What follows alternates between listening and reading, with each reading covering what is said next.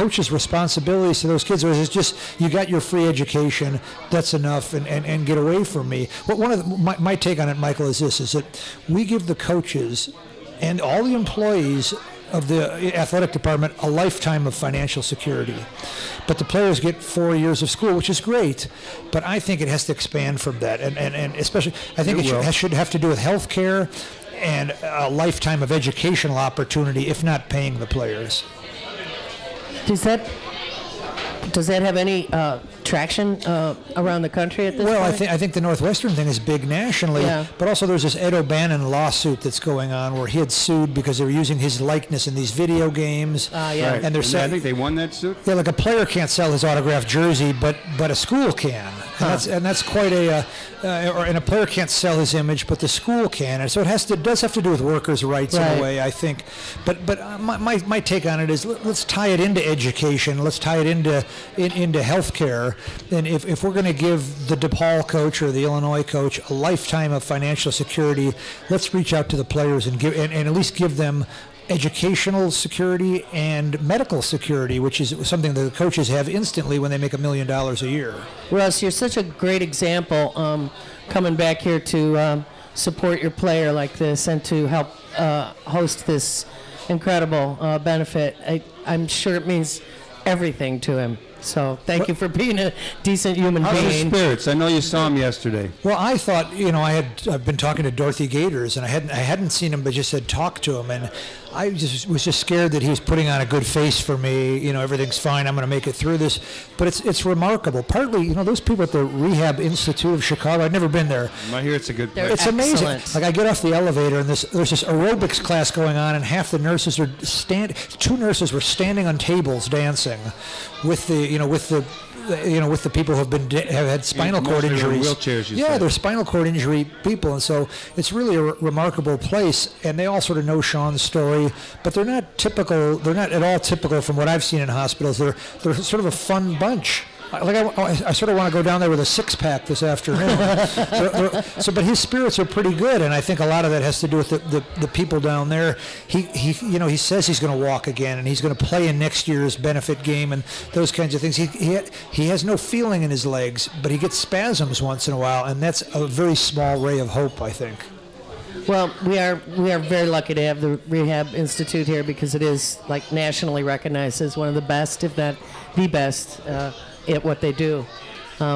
So I wanted to ask you, how's things in New Mexico for you these days? Well, things are fine. It's always sunny and warm, but we're in a drought, and there's a real fear down there that at first we worried that climate change would mean it was going to rain all the time, and then it'd be hot and muggy, but evidently what it appears is we're going to run out of water. Right. And so it's very dry, and the drier it gets... you have a state that has real complicated water rights. That's right. The Acacia system? Yeah, there's a bunch of books about it. Yeah, and I wouldn't be an expert on that, but there is sort of this fear in New Mexico now is what's going to happen when our water supply runs out, and also when the wind blows, as the drier it gets, the more dusty and, allergies, and there's a higher percentage of kids with asthma in our part of the world than there would be here. Wow. I didn't realize that. Yeah, so it has to do with air quality that gets sort of strange with the blowing dust and blowing sand. I drove through New Mexico last spring, and while I was going from Santa Fe to Albuquerque, I went through a dust whirlwind. Yeah. Scared the bejeevers out of me. Yeah, and I've driven in snow, I've driven in deep rain, but it was like that, only completely new to me. And I didn't know what to do. Russ, you've been on the show a number of times. We've talked about the Basketball in the Barrio program with Athletes United for Peace that you put together down in El Paso every year. We've talked about your books, Patty on the Hardwood, when you were coaching in Ireland, the Nolan Richardson story, 40 Minutes of Hell, about the great coach out of Arkansas. Well, he's actually out of El Paso. Then you were here when we talked about your little novel, Make It, Take It. And I know you didn't want to talk about it much, but give us just a hint about the book you were near completing. Should I read the Shawn Harrington address again? Is that what you're saying? Do them both. Do them both. Honestly, Michael, all I want to say about it, Bob Dylan, who we all love, said that no artist should talk about his work until it's finished. So I'll only say that it's a comic novel, sort of satirizing the role of college sports in the world. And so I'm on it for 2 years now. Can I find a publisher? I don't know. It's hard to get fiction published. Nonfiction is an easier road. But while I'm at it, I would like to read that, for people who want to help Shawn Harrington. A little bit about it again. Maybe I'll read it again. Shawn Harrington, the Marshall assistant coach that was shot in a mistaken identity, dove on top of his daughter and saved her life. The Shawn Harrington Recovery Fund is set up at the Fifth Third Bank. I've never heard of the Fifth Third Bank. Evidently, they're all over the place, but they're not. But they're not in New Mexico yet. The Fifth Third Bank. I don't understand the math involved in the Fifth Third. But anyway. But the Fifth Third Bank is at 2710 North Narragansett. 2710 North Narragansett, and that's Chicago, 60639 for the Shawn Harrington Recovery Fund. And Shawn is spelled SHAWN. Katie, do you have any crucial announcements you want to share before I tell people about our next week's show on International Women's Day? I do want to let people know there's still that parking place out in front of the Heartland. If you have a small car, come on down. If you're good at parallel parking. I do want to remind people that we're hosting a benefit for Jerry Essrig tomorrow afternoon at the Heartland from 2 p.m. to 4 p.m. with Congressman Jan Schakowsky, Larry Sufferton, and a few other people. And go ahead, tell them. Well, next Sunday at 3 o'clock, it would be the closing reception for the Pictures from the Long Haul, which is my photo show up on the walls at the Heartland. I am proud of these pics, and I hope you all come out. And I want to tell you about next week. It is International Women's Day, and we've invited Mimi Harris, who is a longtime, very powerful woman and activist, and she'll tell us about people and struggles she's known.